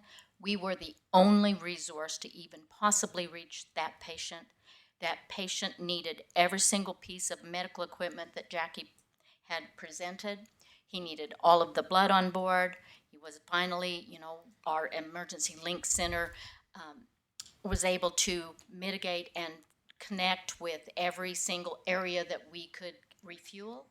And while we had patient on board, still providing critical care and transfusions and everything else that was required over an 8-hour span.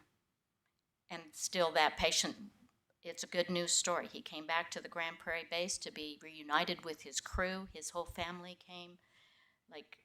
So where do you need us to go?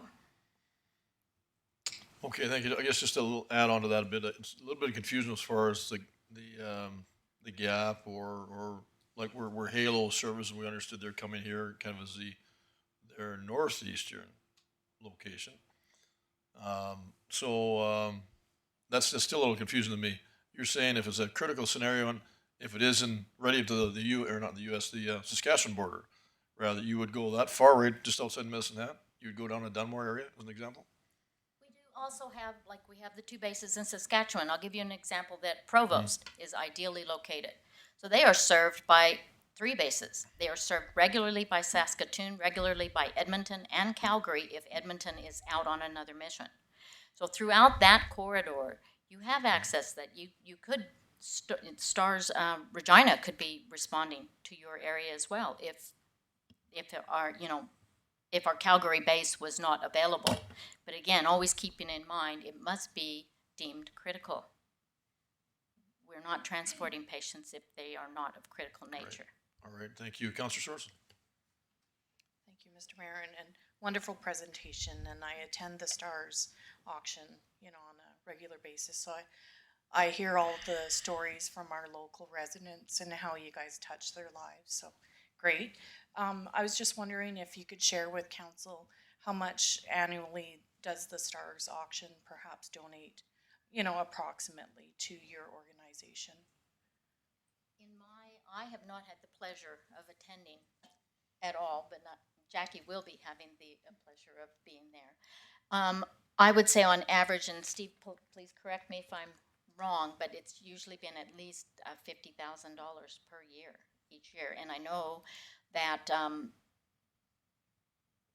this year, that with the next opportunity to, you know, that you're very, very close, less than $50,000, if I recall correctly, to reaching more than $1 million in total since more than 2 decades. All right, thank you. Another question, I guess, related to that, you mentioned earlier, I believe you said you had 10 choppers, 10 helicopters in service currently? That's your whole fleet? No, I'm sorry. I believe you said earlier you had 10 helicopters now in service. Is that your whole fleet out of the Calgary, Edmonton area? No, that's out of the 6 bases across Western Canada. Oh, I see. Okay, okay. Right, so there's 1 helicopter located at all 6 bases. There's 2 that are always going under either a 400 or 800 hour required maintenance, and then 2 that rotate for anything unforeseen as backup. All right, thank you. Any other questions arising? Councillor Beckering? Yeah, thank you, Mr. Mayor. I was impressed with your statement regarding the 10 helicopters that are paid for at a cost of about $150 million. Where'd that money come from? Okay, very good question. Thank you very much. All levels of government were at the table. Federal paid for 7 of the helicopters. In order, as I said, it's a generational investment that's going to take us. The previous BK-117 served us well for 37 years.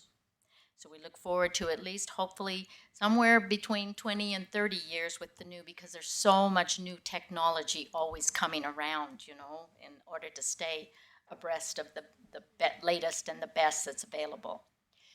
And then provincial government, Alberta and Saskatchewan each paid for 1 of the helicopters, and then the rest was all fundraising.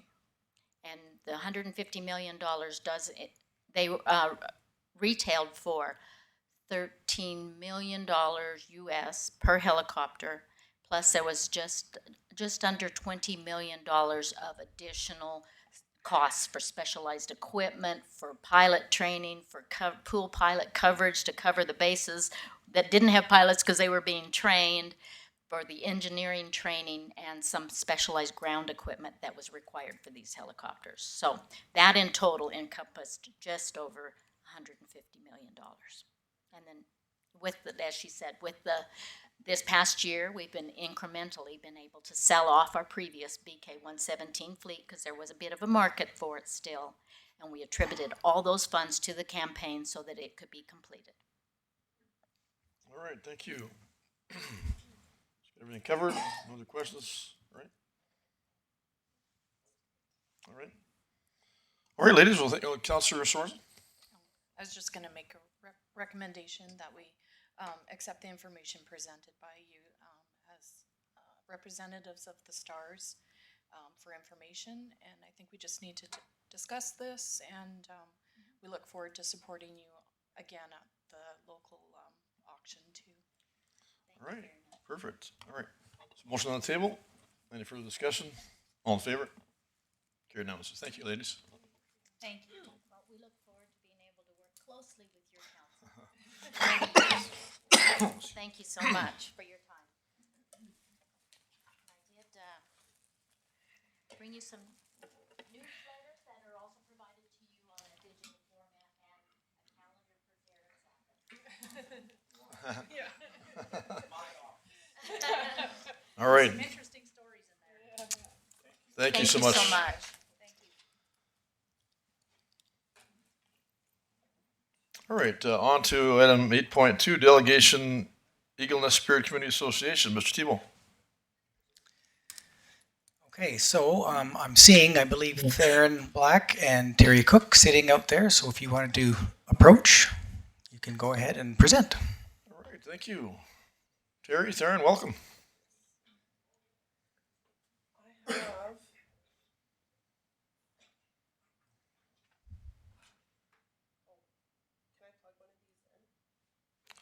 Just a memory stick, is it? Yep, I think so. Yeah.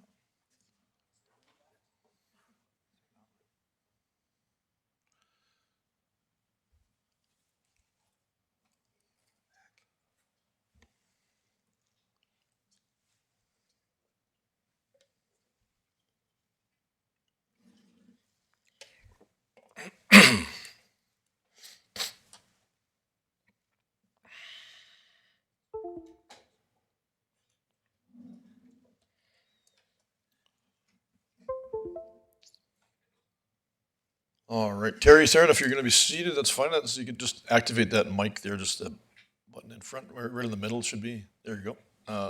You got a red light. There you go. It's activated. Thank you. Okay, thank you, Mr. Mayor and Council, for giving us the opportunity to share a great multicultural event. I have a little video to show of a local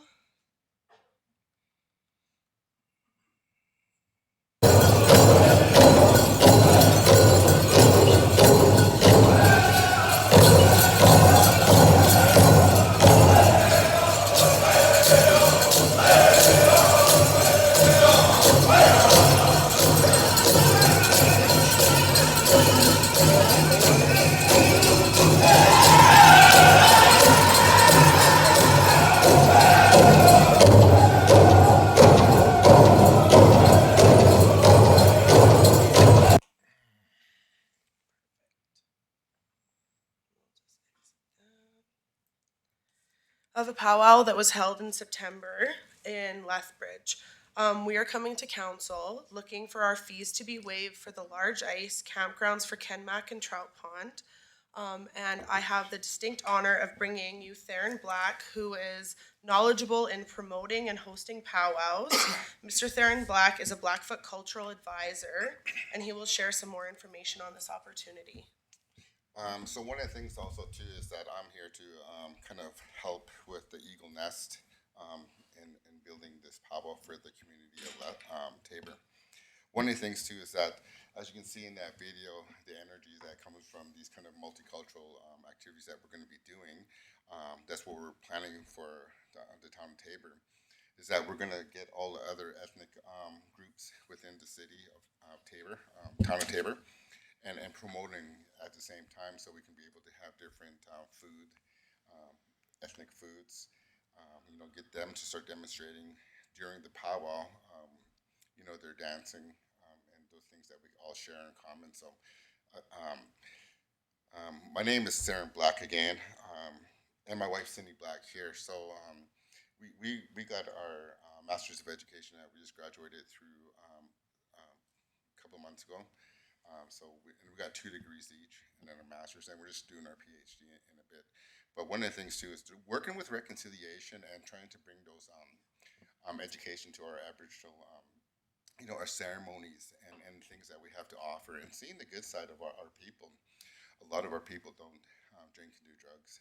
A lot of our people are into ceremonies and building those relationships with different municipalities within southern Alberta and in Calgary area also too. So we travel, me and my wife, we go travel and promoting those different things and building that, those relationships that are very vital and for Taber and to get those other, mindsets and what we can be able to do and live in a good and healthy place. So one of the things too is that I've, as you can see in that video again, we got Andrew to be there because one of the things too is that I've done a lot of work within this town of Taber, doing the Corn Fest, going to the schools, not just other like powwows, demonstrations, talking about that, and also leather work. I've been coming here also too with the Catholic school boards, the Catholic school.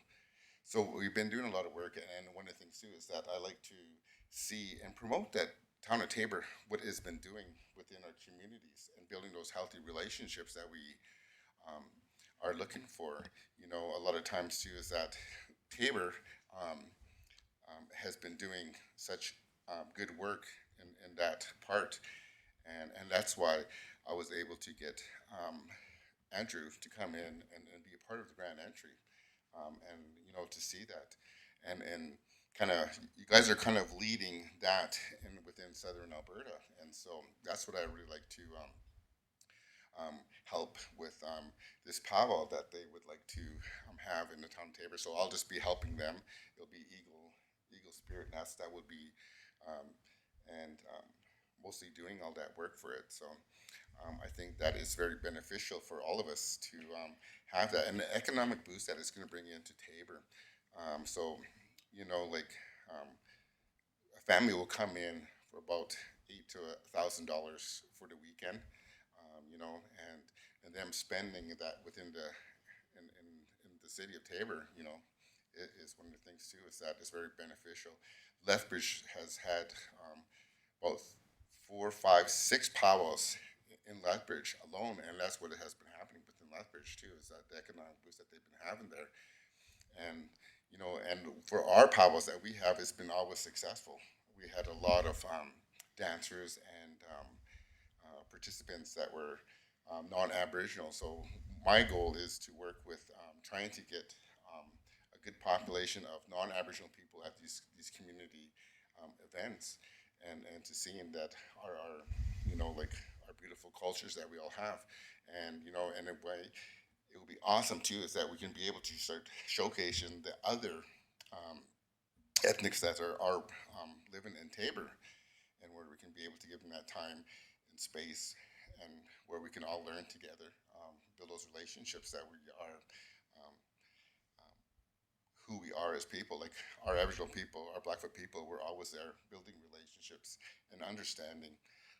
A lot of times, about 10 years ago, with our ceremonies, this is powwow, but ceremonies separate.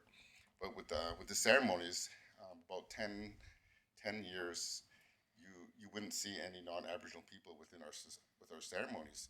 But now you see a lot of people, our elders, our society are saying, you know what, bring them, come to our ceremonies and let them observe and start to see another way of living in the world and bringing our ways of knowing and the Western world so they can start understanding our ways and stuff like that. So one of the things too is this is a healthy event. There's no alcohol or drugs there. It's just something that is just all cultural. The powwow dancing, and the people that's going to come from that. We're going to have it during a time when there's going to be 3 other powwows going around. So it'll be Lethbridge, Winnipeg, and here. So there's a lot of times too is our people from down south, they travel, and then once they find out there's 3 powwows that are close together, that they'll do that circuit also too. So we have a lot of people from North America coming to this powwow and bringing that thing to the town of Taber. Yes, I think that is something that would be very instrumental and promoting what you guys have been doing a lot of in these past couple of years that I've been here and kind of sharing our culture and stuff. And I think that it's like something that would be good. One of the things also too is that, I have my own society in Lethbridge, it's Honor and Traditions Reconciliation Society. I came up with $100,000 and something, and all of that went back out into the community. It went to the dancers, the visitors, and when we did that, it's a way of, and we don't charge for our powwow. It's just for everybody's welcome to be there. And so what that does for our society and the people that helped out with our with the powwow, it makes sure that we're going to be prosperative for the next year until we have our powwow again, so that everything goes. We're healthy. We kind of like we're not going to get sick. We're helping the people in the community. We're helping them to succeed also too. So it's just a different thing, a different way of looking at how our Aboriginal people give back out to the community. And so that's why we have our powwows and what we try to give back to the community, not just like the community, the town of Lethbridge, and now it will be probably Taber, and we can be able to do that, and when we can all share and learn together and heal together also too. So, and I think that would pretty much be it. All right, thank you so much, Sarah and Terry. Very impressive presentation. And Councilor Sorrento? Thank you, Mr. Mayor. Yeah, I did attend the Corn Fest this past summer, and I just really appreciated the beautiful costumes and the beautiful dance that was your dancers performed. Yes. And I know it was a hot day, so I thank you for sticking out for that. And I see you're having it in May, so hopefully it's a bit more accommodating. Yeah. Is there any type of competition that's held during this powwow? Because I know some of your dancers do compete. Yes. So a lot of times too, that's the people who are we compete all over North America. There's weekend powwows, weekday powwows, and there's a prize payout to some of the, I think 1, 2, 3, or 4 payout categories.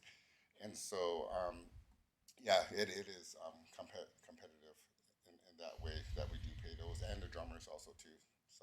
So this would be a competition that is in some shape? Oh, yes, yeah. And form? Oh, okay. Yeah. So, okay. And then we're going to have we have a head staff that's really well known throughout Indian country, all over North America, and just having them is pretty vital in bringing a lot of the people that we have. So we're having that for our powwow also too, in Lethbridge also too. So, and then so. I just have one more Sure, comment, you bet. because in our Art and Heritage Committee, we really try and find different avenues to bring all of our cultures together. Yeah. So I appreciate that you're wanting to do this too. So I just wanted to commend you for that also. All right, thank you, Councillor Beckering. Yeah, thank you, Mr. Mayor. Thank you, Terry and Darren, for your presentation. I find it very refreshing, and I'm really interested and really encouraged by your chances of attracting non-Indigenous, non-Aboriginal cultures to this powwow. Yeah. Now, I have two questions regarding that. First one, how do you go about attracting those ethnic cultures that are non-Aboriginal? One. Number two, will the Tabor powwow take the place of the Lethbridge powwow, or will it be powwow is an addition to the Lethbridge powwow? So with that, we're not going to be taking over any other powwows, and because we don't want to do that. And so basically, it'll just be you guys' own powwow at that time. So that's why we kind of picked the dates that are kind of not overlapping with any other ones. And so one of the things too is that to answer the other part of the question was. Thank you, Mr. Matu. Sure. How do you go about attracting non-Indigenous culture ethnic groups? So what we're going to try to do is, with the Eagle Spirit Dust, is they're going to be going to the other ethnic associations within Tabor and doing a presentation with them, and tell them that they will be able to, we'll give them some time during a powwow. Intermissions are between categories where we can be able to get them set up, like to have their foods, the ethnic foods, and we're going to have a place for them also too. So we can be able to taste different foods and, their ethnic foods and having them see and demonstrate their dancing and also too. And within the powwow also too. So, and that's the thing that how we're going to be able to promote all the cultures and stuff that's here too. So, and going back to your question, it was that, just to add a little bit more, what was your question again? It was something I forgot. Oh, the ethnic, wasn't it? Yeah. Well, just how, again, how you're bringing everybody together. Yes. Yeah. Yeah, all right. If I can just add a little bit, just to add to that question, Councillor Sorensen, part of that is the Filipino groups and/or the East Indians have already committed to do this. Sort of conversations have been had with them, and the other piece is through TD Cala, we have connections to be able to contact the other ethnic groups in town. So there's some, I believe it's 35 to 40 in that range. So we may not get all of those, but I'm expecting a reasonable percentage, and I have no idea exactly what, but they're certainly all going to be offered, right? That was kind of the discussion we had there. So, Councillor Sorensen? Yeah, I just wanted to throw the Tabor Newcomers office, the Tabor Adult Learning, if you want to reach out to them, because they have a lot of different communications with different groups. Yeah, that's what I was getting at. That's already been done. So just a matter of contacting the actual person that was suggested to Eagle Spirit Nestor. Also, if I can add, thank you. First of all, thank you so much for your presentation once again, Theron and Terry. Yeah. And thank you, Theron, Cindy, and Lisa, also for the invite for myself to go to Lethbridge Powwow back in September, this past fall. And happy to be able to accept that invitation and just thrilled to be there. And it was majorly impressive, as you said. I mean, I think that video sort of says it all with what the grand entry is about. And electric is probably an understatement of what was going on there if you're in the middle of it. And the hundreds of people that were part of that, and the traditional dress, the regalia, and the dance that was going on was impressive, majorly impressive. And I've said this before, and I'll say it again.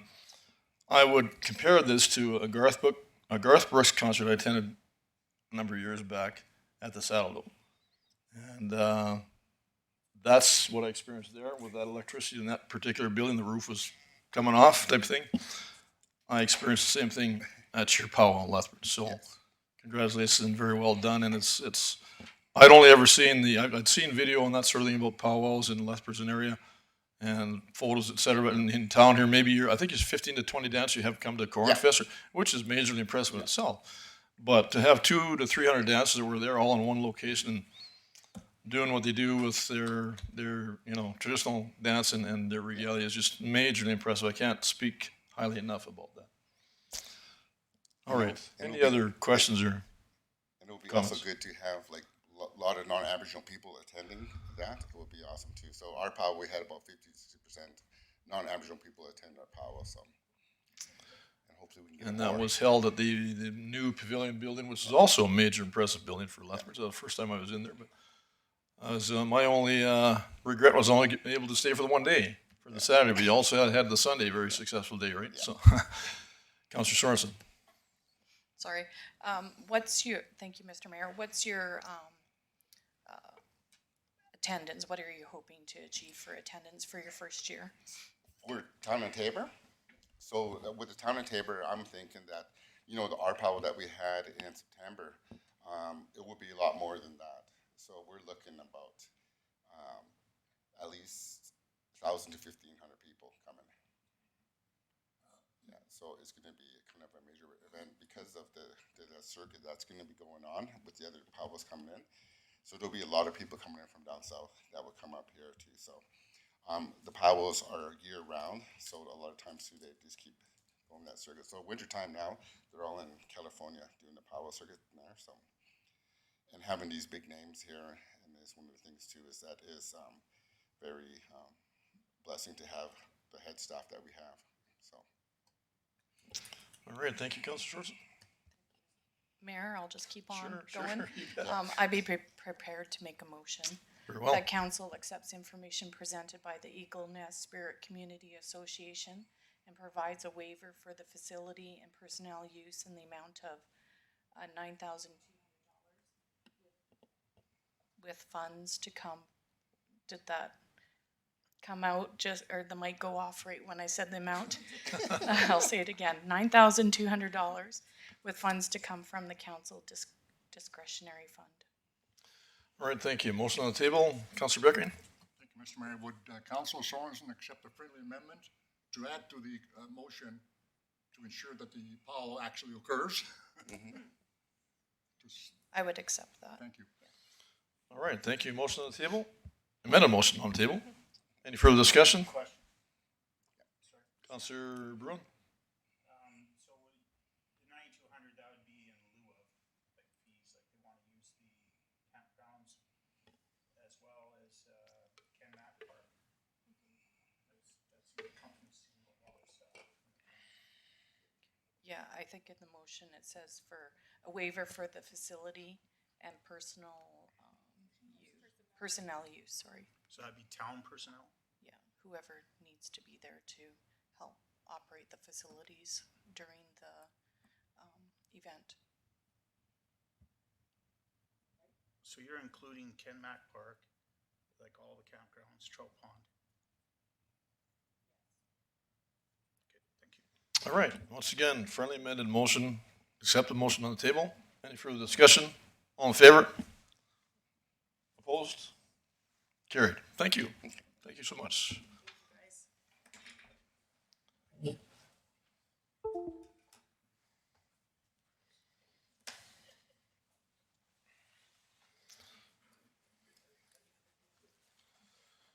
All right, moving on to item number 9, media inquiries. Mr. Tebow? Same as usual, there are none. What? You sure? No media inquiries? All right. No, actually, Trevor was here the last time or two at a couple of meetings I was at, so he's attending periodically. All right. So seeing that, I would just ask for motion to move into closed session, please. Motion on the table. All in favor? Carried unanimously. Thank you. Mr. Mayor, I'll make a motion that council authorizes the lease confirming an amending agreement with Bell Canada for the property located at the civic address of 6201 54th Avenue, Tabor, in the province of Alberta for a term to expire August 28th, 2028. And council further authorize subsequent extension periods as detailed in the lease, respecting that all the terms and conditions are adhering to during the option to extend periods, and directs the mayor and chief administrative officer to sign the lease confirming and amending agreement documents. All right. Thank you. Motion on the table. Any further discussion? All in favor? Carried unanimously. Thank you. Item 10.2, Councillor Firth. Thank Thank you, Mr. Mayor. I move that council approves the lease of 1.5 acres of land on 64th Avenue and authorizes the mayor and CAO to sign the amended lease agreement. All right, thank you. Motion on the table. Any further discussion? All in favor? Carried unanimously. Thank you. Item number 10.3, Councillor Bruin. Thank you, Mr. Mayor. I'll make the motion that council directs administration to accept the offer of $400,000 for 5403, 5413th, 47th Avenue, and authorizes the mayor and CAO to sign a land sales contract. All right, thank you. Motion on the table. Any further discussion? All in favor? Opposed? Carried. All right, on to item 11.1, discussion with council. Mr. Tebow. We'll just, I've got the directors back, and we could excuse Carrie. You don't have to sit around for this if you don't wish to, but you can if you like. And we don't plan on recording this. So this is